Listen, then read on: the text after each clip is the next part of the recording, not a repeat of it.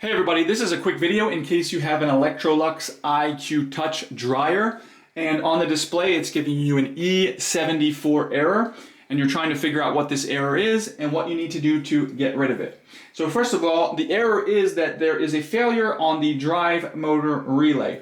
So this drive motor relay is not on the drive motor, it's on the electronic control board. So what we're looking at here is kind of one of two possible fixes. Number one, the first thing you want to do is just check the wiring between the control board and the motor and make sure that there's nothing disconnected, damaged, loose, anything like that, and replace and repair any wires as necessary. Now, if all the wiring looks good, then the failure is going to be on your control board and you're going to need to go ahead and replace your control board.